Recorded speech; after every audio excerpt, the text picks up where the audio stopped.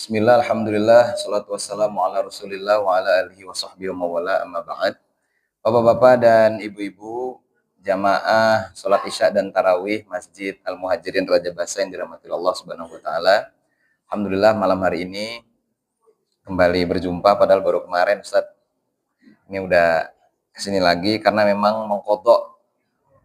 Sebelumnya ada perintah tapi kemudian tidak bisa datang sesuai waktunya karena mengerjakan sesuatu bukan pada waktunya kodok berarti kan. Jadi mengkodok nemani bapak-bapak untuk di salah satu malam selama bulan Ramadan. Bapak-bapak dan ibu-ibu, ini to the point aja ini karena memang waktunya juga akan kuliah singkat kata beliau tadi. Tadi disampaikan yang belum bayar zakat, yang mau menunaikan zakat di pojok, kalau baru masuk masjid di pojok kiri masjid bagian belakang, tim amilin sudah siap.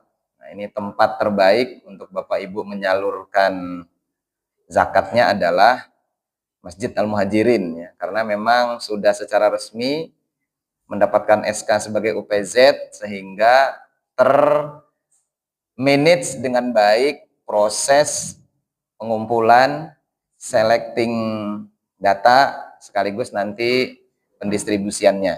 Tentu ini menjadi prestasi untuk Masjid Al-Muhajirin di kancah perzakatan Basnas di Indonesia. Bapak-bapak dan ibu-ibu jamaah sholat isya dan tarawih yang dirahmati Allah subhanahu wa ta'ala, kita kalau Ramadan siangnya puasa, malamnya tarawih. Ya, ada yang secara rutin kalau Ramadan, kalau tarawih itu kalimat yang tersusun dalam sebuah untayan doa yang selalu dibaca. Saya nggak tahu kalau kemarin yang baca Pak Haji ya. Terus apakah selalu beliau atau memang ada petugas lain yang Bilal untuk baca. Ya, baca doa yang lumayan panjang sih sebenarnya. Ya, di dalam buku-buku disebutnya doa sholat tarawih. Tapi kalau orang Kaliawi nyebutnya doa kamilin. Betul ya Bapak Ibu? Di sini nyebutnya doa apa itu? Doa tarawih ya. Kalau orang Kaliawi nyebutnya doa kamilin. Karena lafaz pertamanya itu yang diminta kamilin. Kalau kita mau sejenak untuk memperhatikan apa sih sebenarnya yang kita pinta lewat doa kamilin itu, ya ternyata doa kamilin itu secara umum fasenya terbagi menjadi dua.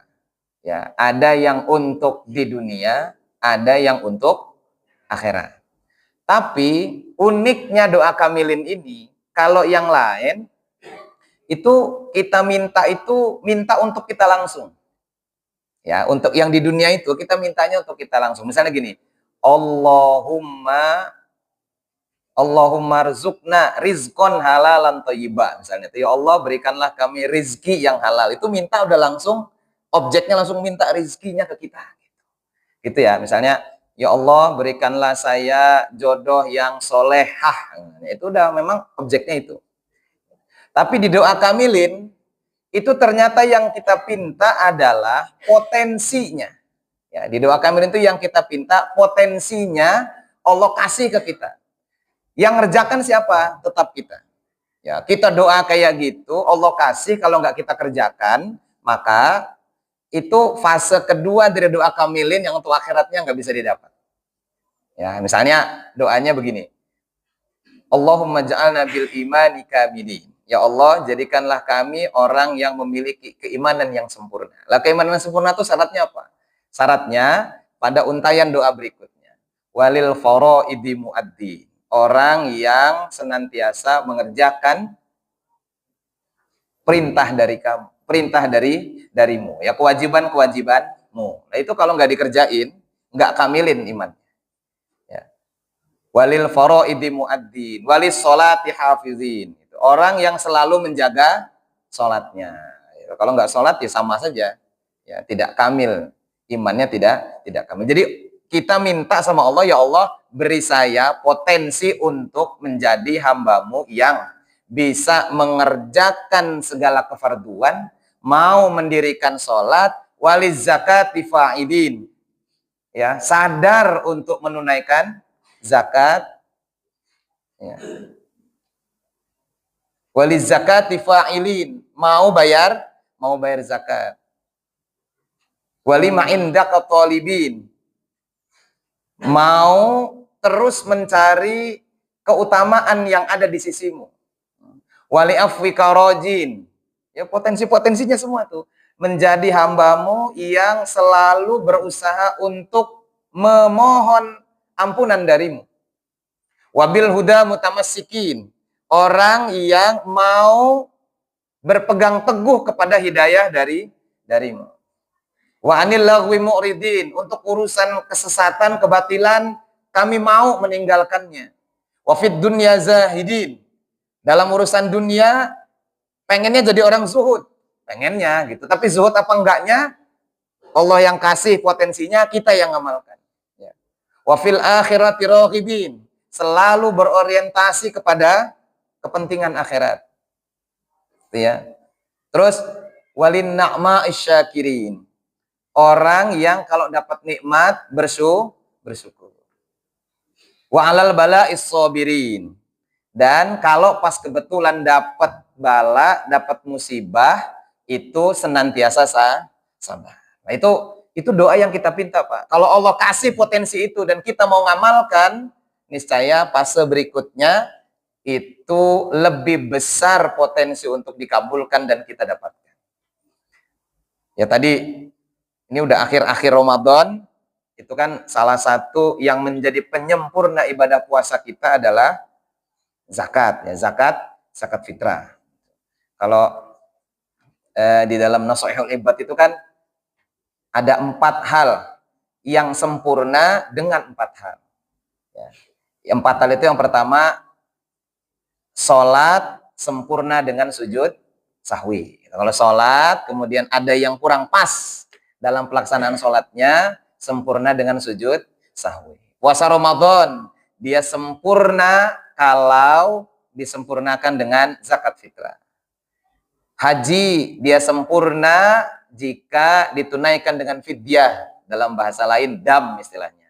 Dan iman disempurnakan atau dia akan sempurna dengan al-jihad. Ya, jihad maksudnya kesungguhan dalam memperjuangkan agama Allah. Lah, puasa Ramadan, ibadah Ramadan kita itu dia akan sempurna kalau kita nunaikan zakat fitrah. Sempurna sempurna ibadah Ramadannya. Bukan sekedar sempurna puasanya. Kalau sempurna puasanya itu asal malamnya niat, terus menahan dari segala yang membatalkan mulai dari terbit fajar sampai terbenam matahari, sempurna puasanya. Tapi ibadah Ramadannya itu disempurnakan dengan zakat fitrah. Zakat fitrah itu penting, Pak. Ternyata yang zakat fitrah itu nggak cuma yang puasa. Yang nggak puasa juga ya wajib zakat fitrah.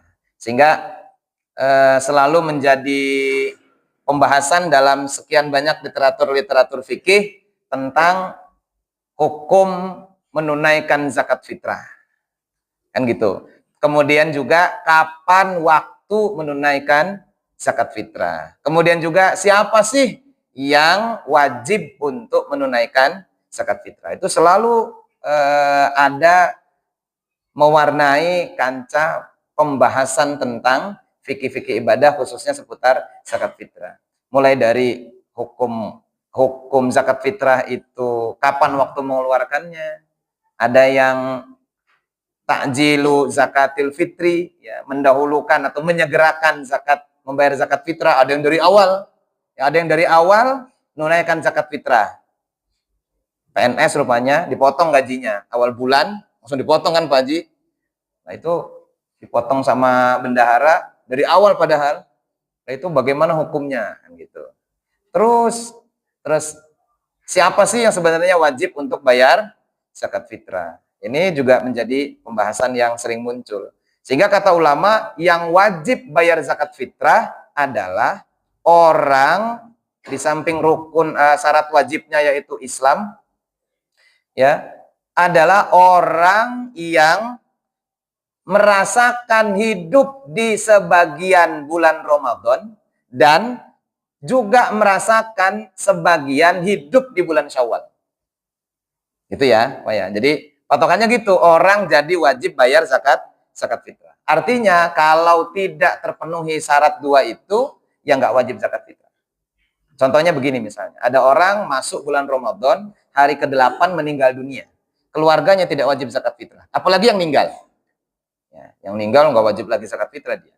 Keluarganya juga tidak diwajibkan untuk membayarkan zakat fitrahnya. Karena dia tidak merasakan hidup di sebagian bulan Syawal. Sebaliknya, ada orang yang selama bulan Ramadan masih ada di dalam kandungan. Begitu azan maghrib 1 Syawal, kan pergantian hari dalam Hijriyah itu maghrib. Bukan jam 12 malam ya, bukan pukul 00, tapi maghrib. Begitu azan maghrib, anaknya lahir. Maka si anak tidak wajib zakat fitrah. Orang tuanya tidak wajib menzakat fitrahi anak. Kalau ada anak lahir jam 5:30 sore, hari terakhir tanggal 29 Ramadan, nangis. Masuk waktu maghrib masih nangis. Jam 6:30 meninggal. Orang tuanya wajib untuk membayarkan zakat fitrah. Sampai seperti itu ininya. Jadi bukan karena dia puasa atau tidak puasa itu yang baik tidak puasa ya, tapi kemudian dia wajib. Walhasil bahwa syarat wajibnya itu adalah dia merasakan sebagian bulan Ramadan dan sebagian bulan Syawal. Maksudnya sebagian bulan Syawal itu masuk awal Syawal ditandai dengan takbiran. Walaupun nanti batas terakhir pengeluaran zakatnya adalah sesudah sholat Id, ya, sesudah sholat Id. Karena mayoritas ulama 4 mazhab itu mengatakan zakat fitrah yang dikeluarkan sesudah sholat Id hukumnya makruh. Kalau makruh berarti masih sah, kan gitu ya, masih sah gitu. Cuma makruh, sangat tidak dianjurkan. Karena tidak memberi kesempatan kepada amilin yang di belakang untuk bagiin ke mustahiknya. 4 mazhab menyatakan makruh. Artinya kalau makruh tetap sah. Walaupun afdolnya adalah sebelum sholat itu atau sebelum imam naik ke mimbar. Karena memang prinsip dari kewajiban zakat fitrah itu adalah kata Nabi, wagnuhum atau wagnu fuqara'ahum bimisli hadzal yaum.